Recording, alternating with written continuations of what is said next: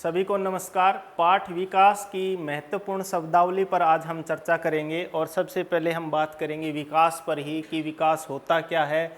तो मनुष्य की आकांक्षाओं और इच्छाओं को पूरा करने के लिए नए अवसर व संसाधनों को उपलब्ध कराने की जो प्रक्रिया है उसको विकास कहा जाता है। दूसरा महत्वपूर्ण शब्दावली है कि मानव विकास के कौन कौन से तत्व हैं। तो हमने पहले भी मानव विकास सूचकांक के 3 तत्वों पर जिक्र किया था, प्रति व्यक्ति आय, जीवन प्रत्याशा और शिक्षा का स्तर। ये 3 चीज़ें इसमें देखी जाती है मानव विकास सूचकांक में। तीसरा महत्वपूर्ण है कि आर्थिक विकास क्या है।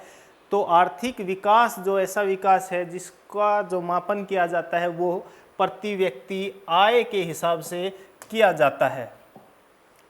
और मानव विकास सूचकांक क्या होता है ये हमने पहले भी चर्चा किया है कि इसमें 3 चीज़ें देखी जाती है, प्रति व्यक्ति आय, दीर्घायु या जीवन जीने की औसत आयु और जो है साक्षरता दर। 3 चीज़ें इसमें देखी जाती है। प्रति व्यक्ति आय क्या होती है?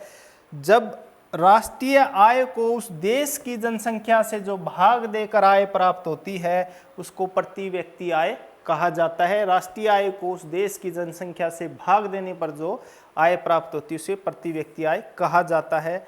शिशु मृत्यु दर क्या होती है कि किसी एक वर्ष में पैदा हुए 1000 बच्चों में से उस मरने वाले बच्चों की जो अनुपात है उसको शिशु मृत्यु दर कहा जाता है। अर्थात एक साल के अंदर जितने भी बच्चे पैदा हुए हैं 1000 बच्चों में से मरने वाले बच्चों का जो अनुपात है उसको शिशु मृत्यु दर कहा जाता है।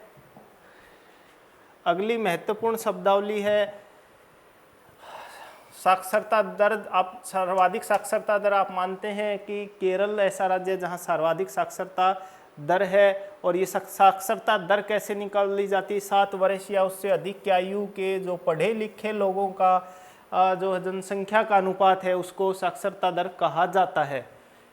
धारणीय विकास पर हम बात करते हैं। ये पहले भी हमने किया है कि ऐसा विकास जो पर्यावरण को नुकसान पहुंचाए बिना किया जाता है उसको धारणीय विकास कहा जाता है। नवीकरणीय संसाधन क्या होते हैं? ऐसे संसाधन जिनको हम एक बार प्रयोग करने के बाद दोबारा प्रयोग उसको कर सकें, जैसे पवन ऊर्जा, सौर ऊर्जा, जल विद्युत ऊर्जा, परमाणु ऊर्जा, ज्वारीय ऊर्जा, भूतापीय ऊर्जा नवीकरणीय संसाधनों के उदाहरण हैं। और नवीकरणीय संसाधन वे संसाधन होते हैं जिनका हम बार बार प्रयोग, इसमें हम बात करते हैं नवीकरणीय के बाद अनवीकरणीय संसाधन का। तो ऐसे संसाधन जिनका हम एक बार प्रयोग करने के बाद दोबारा नहीं कर सकते तो वो है कोयला है, खनिज तेल है और प्राकृतिक गैस आदि। सबसे अधिक मृत्यु दर बिहार की है और सबसे कम जो है मृत्यु दर केरल की है। सबसे अधिक जो है प्रति व्यक्ति आय के जो राज्य हैं वो है हरियाणा और पंजाब। सर्वाधिक साक्षर राज्य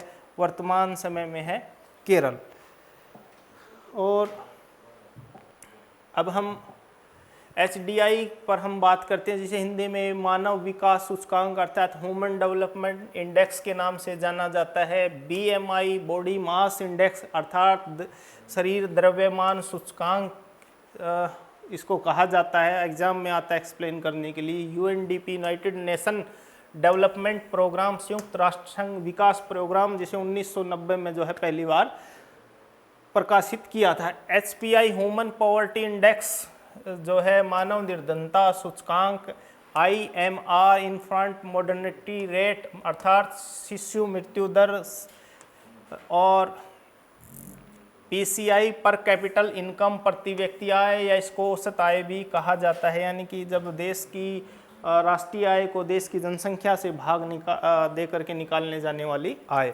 2011 के आंकड़े के अनुसार हम बात करते हैं देश की जो साक्षरता दर थी वो 64.84 थी, जिसमें पुरुष की साक्षरता दर 70.26 थी और महिलाओं की थी 53.67%। और वर्तमान में 11वीं जो है जनगणना के आंकड़े हमारे सामने हैं और 11वीं जनगणना की जो औसत साक्षरता दर है वो 74.4 है, जिसमें पुरुष साक्षरता दर 82.14 और महिलाओं की जो है 65.46% ही। तो ये महत्वपूर्ण शब्दावली इस लेसन की थी। उम्मीद करते हैं कि आपको अच्छे से समझ में आया होगा। जय हिंद, जय भारत।